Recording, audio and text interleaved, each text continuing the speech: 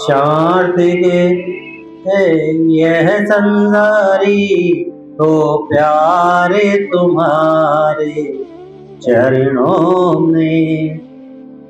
पापिया जा भी भरे नारी, इन चरणों में जिनकी यारी, उनके हरि हो तुम बलिहारी हो, प्यारे तुम्हारे चरणों में। हे बाके बिहारी गिरधारी हो, प्यारे तुम हरे हरे। अब आता है जरत्कारु ऋषि की कथा और आस्तिक का जन्म कैसे हुआ। शौनक ऋषि ने पूछा, सुत नंदन जी, आपके जिन जरत्कारु ऋषि का नाम लिया है, उनका जरत्कारु नाम क्यों और कैसे पड़ा? उनका नाम का क्या अर्थ है? उनका आस्तिक जन्म कैसे हुआ? उग्र श्रवाजी ने कहा, जरा शब्द का अर्थ है क्षय और कारु शब्द का अर्थ होता है दारुण। तात्पर्य यह होता है कि उनका शरीर पहले बड़ा दारुण अर्थात हट्टा कट्टा हुआ करता था। पीछे उन्होंने तपस्या करके जीर्ण शीर्ण करके शीर्ण बना लिया। इसी से उनका नाम क्या पड़ा? जरत्कारु। वासुकी नाग की बहन भी पहले ही वैसी ही थी। उसने भी अपने शरीर को तपस्या के द्वारा क्षीण कर लिया, इसलिए वह भी जरत्कारु कहलाई। अब आस्तिक के जन्म की कथा सुन लो। जरत्कारु ऋषि बहुत दिनों तक तो ब्रह्मचर्य धारण करके तपस्या में संलग्न रहे, फिर विवाह करना चाहते थे। वे जप तप और स्वाध्याय से पूर्णतया लगे रहे तथा निर्भय होकर स्वच्छंद रूप से पृथ्वी का विचरण करने लगे। उन दिनों परीक्षित राज्यत्व काल था। मुनिवर जरत्कारु का नियम यह था कि वो सायकाल हो जाता तो वहीं ठहर जाते थे। वे पवित्र तीर्थों से जाकर स्नान करते, ऐसे कठोर कठोर नियमों का पालन करते जिनकी पालना विषय लोलुप शरीर पुरुषों के लिए प्राय असंभव होती है। वे केवल वायु पीकर ही निराहार रहते। इस प्रकार उनका शरीर सूख सा गया। एक दिन यात्रा करते समय उन्होंने देखा कि कुछ पितृ नीचे की ओर मुंह करके एक गड्ढे में लटक गए। वे एक खस का तिनका पकड़े हुए थे और वहीं से बच भी रहे थे। उस तिनकों से जड़ को धीरे धीरे एक चूहा कुतर रहा था।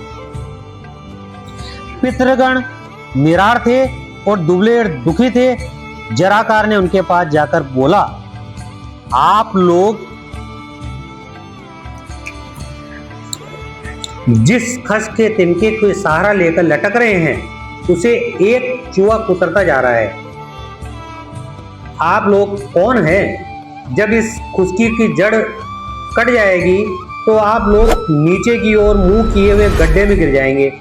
आप लोगों की इस अवस्था में मुझे बड़ा दुख हो रहा है। मैं आपकी क्या सेवा करूं? आप लोग मेरे तपस्या के चौथे, तीसरे अथवा आधे भाग से इस विपत्ति को बचाइए और ये बतलाइए कि मैं अपने सारी तपस्या का फल देकर भी आप लोगों को कैसे बचा सकता हूं। आप मुझे आज्ञा दीजिए। पितरों ने कहा, आप बूढ़े ब्रह्मचारी हैं, हमारी रक्षा करना चाहते हैं, परंतु हमारी विपत्ति तपस्या के बल से नहीं टल सकती। तपस्या का बल तो हमारे पास भी है, परंतु वंश परंपरागत नाश के कारण हम इस घोर नरक में गिर रहे हैं। आप वृद्ध होकर करुणावश हमारे लिए चिंतित हो रहे हैं, इसलिए हमारी बात सुनिए। हम लोगों पर ययातवार नाम के ऋषि हैं। वंश परंपरा क्षीण हो जाने पर इन पुण्य लोकों से नीचे गिर गए हैं। हमारे वंश में अब केवल एक ही व्यक्ति रह गया है, वह भी नहीं के बराबर है।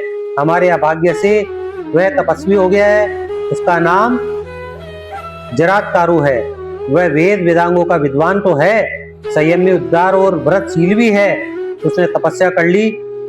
ये कि लोक में हमें संकट में डाल देगा, उसमें कोई भाई बंधु अथवा पत्नी पुत्र नहीं होगा। इसी में हम लोग बेहोश होकर अनाथ की तरह गड्ढे में लटक गए हैं। यदि वह आपको कहीं से भी मिले तो इस प्रकार कहना, जरात्कारो, तुम्हारे पितर नीचे मुंह करके गड्ढे में लटक रहे हैं, तुम विवाह करके संतान उत्पन्न करो, और अब हमारे वंश के तुम्हारे एक ही आश्रय है ब्रह्मचारी।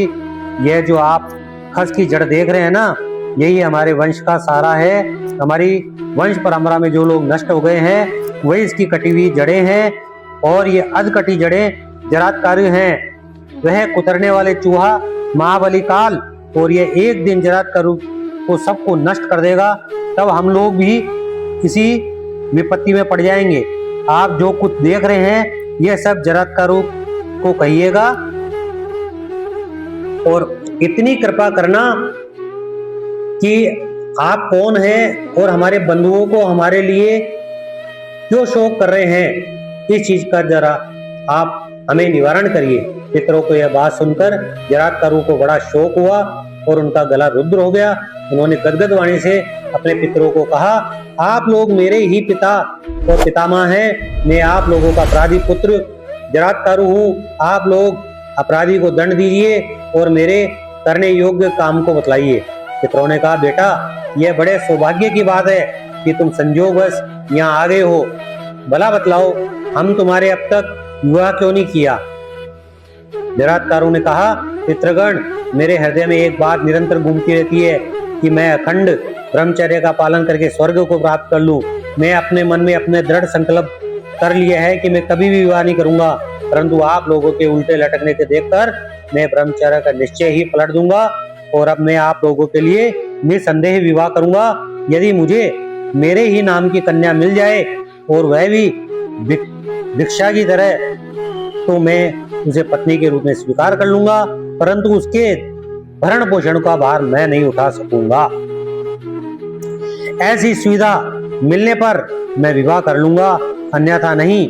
आप लोग चिंता मत करो, आपके कल्याण के लिए मुझसे पुत्र होगा और आप परलोक में सुखी रहेंगे।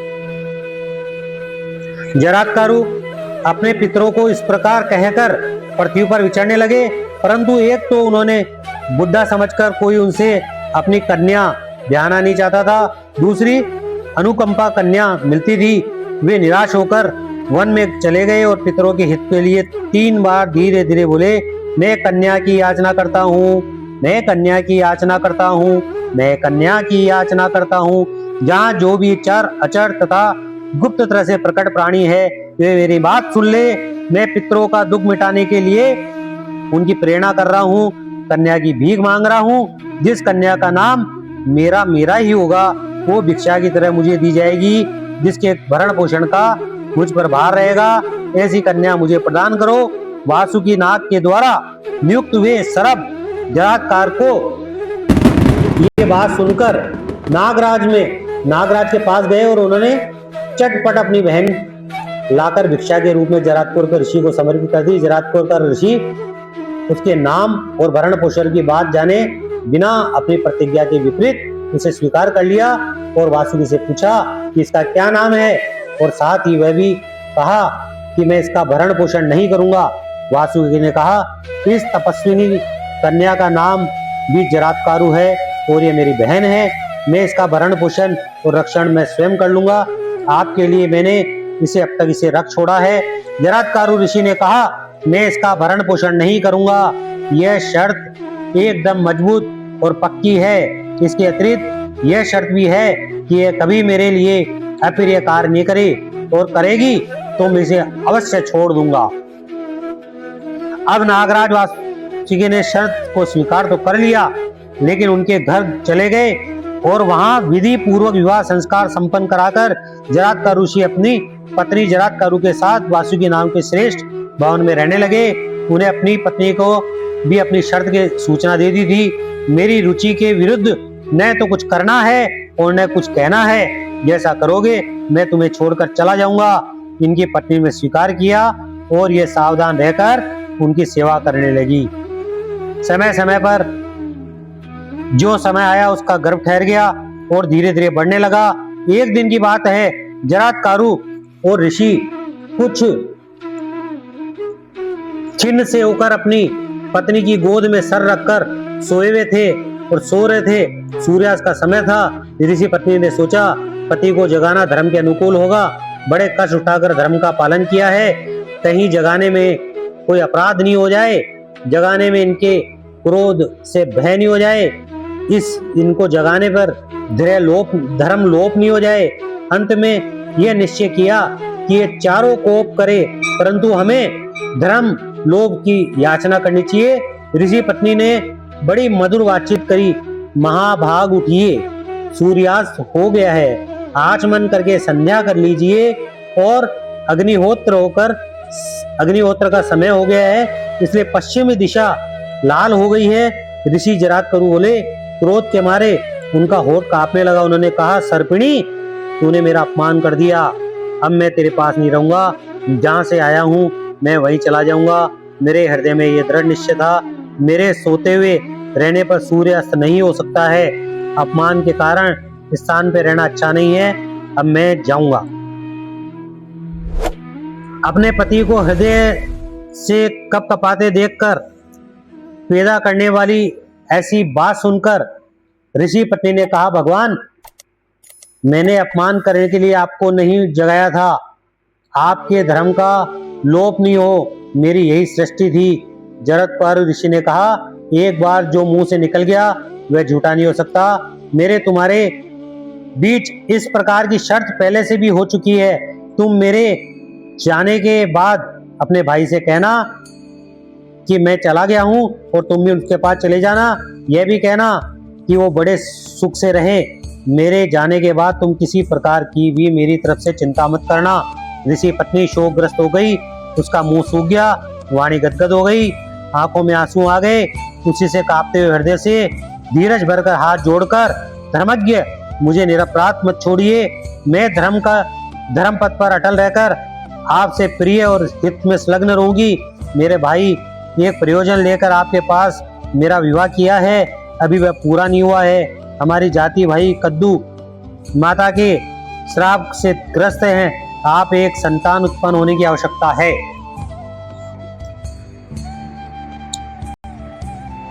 उसी में हमारी जाति का कल्याण होगा, आपका और मेरे संयोग का निष्फल नहीं होना चाहिए।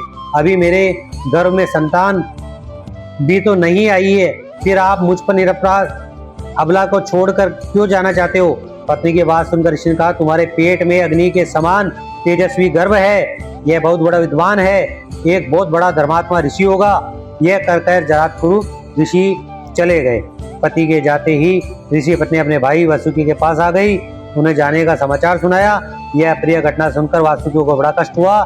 कहा, बहन, हमारे जिस उद्देश्य से उनके साथ तुम्हारा विवाह हुआ था वह तो तुम्हें पहले ही मालूम था। यदि उनके द्वारा तुम्हारे गर्भ से पुत्र हो जाता है तो नागों का भला हो जाएगा। वह पुत्र ब्रह्मा जी के कथानुसार अवश्य ही जन्मजेय यज्ञ के हम लोगों से रक्षा करेगा। तुम उनके द्वारा गर्भवती हुई हो। हम चाहते हैं कि तुम्हारा विवाह निष्फल न हो। हम अपनी बहन से भाई का यह पूछना उचित नहीं होता है, फिर भी प्रयोजन के गौरव को देखते हुए मैं ये प्रश्न करा है।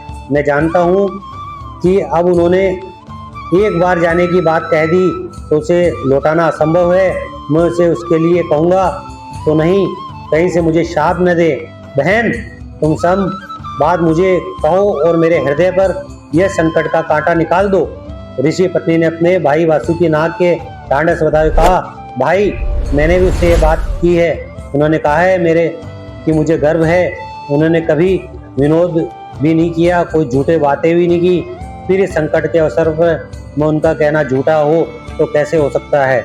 उन्होंने जाते समय मुझसे कहा है, नाग कन्या, अपने प्रयोजन सिद्धि के संबंध में कोई चिंता मत करना।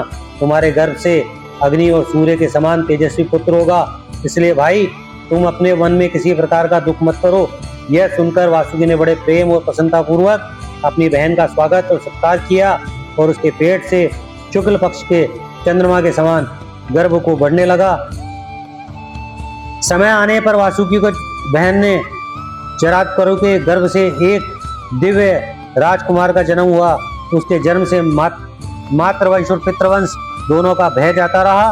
क्रमश बड़ा होने पर उसके च्यवन मुनि से वेदों का सांगों का सांग अध्ययन किया। यह ब्रह्मचारी बालक बचपन से ही बड़ा बुद्धिमान और सात्विक था। जब वह गर्भ में था तभी पिता ने उससे संबंध में अस्ति पद का उच्चारण किया, इसलिए इसका नाम आस्तिक हुआ। नागराज वासुकी के घर पर बाल्यावस्था में बड़ी सावधानी और प्रयत्न से उसकी रक्षा की गई। थोड़े ही दिनों में वह बालक इंद्र के समान बढ़कर नागों को अर्चित करने लगा। बोलिए बाके बिहारी लाल की जय।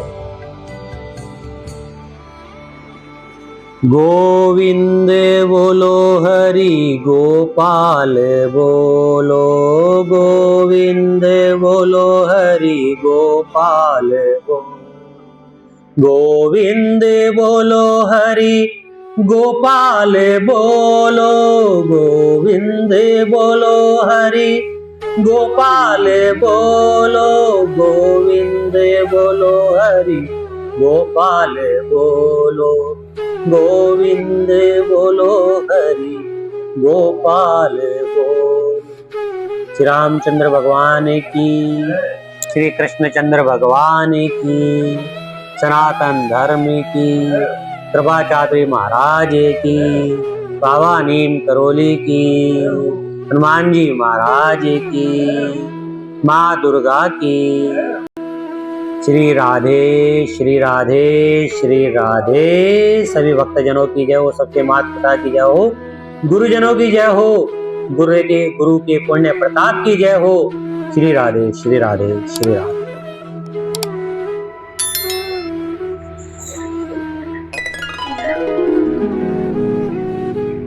YouTube पे जाइए, भक्ति वर्षा 1008 टाइप करिए, चैनल को टाइप करिए, सब्सक्राइब करिए, साथ ही बेल आइकन प्रेस करिए।